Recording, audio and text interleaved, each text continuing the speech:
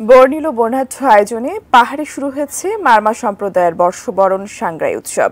বান্দরবান থেকে বিষয়ে আরো জানাচ্ছেন মিনারুল হক। দর্শক, আমি এখন দাঁড়িয়ে আছি বান্দরবান শহরের রাজার মাঠে।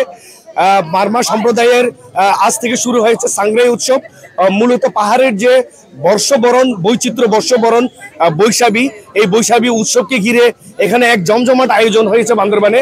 মূলত 11টি জাতিগোষ্ঠী, এখানকার ক্ষুদ্র নৃগোষ্ঠী এবং সেই সাথে বাঙালি 12টি জনগোষ্ঠীর বৈচিত্র্যময় যে বর্ষবরণ, এরই এখানে চিত্র ফুটে উঠেছে। এখানে মারমা তরুণ তরুণী থেকে শুরু করে সবাই নতুন জামা কাপড় পরে এসেছে, নানা সাজে সেজে এসেছে, ঐতিহ্যবাহী সাজে তারা র্যালিতে অংশ নিয়েছে।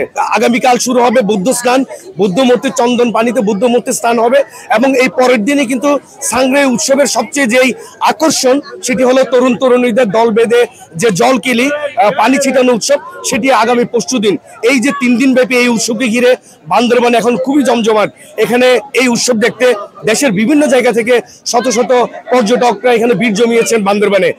মূলত এবারে এই উৎসবটি বান্দরবান শহর কেন্দ্রিক হলেও যে বান্দরবানের যে রুমা, রোয়াংছড়ি, থানসি রয়েছে, এসব এলাকায় সন্ত্রাস প্রবণ এলাকায় কিন্তু এই উৎসবটি এবার তেমন ভাবে জমে উঠছে না।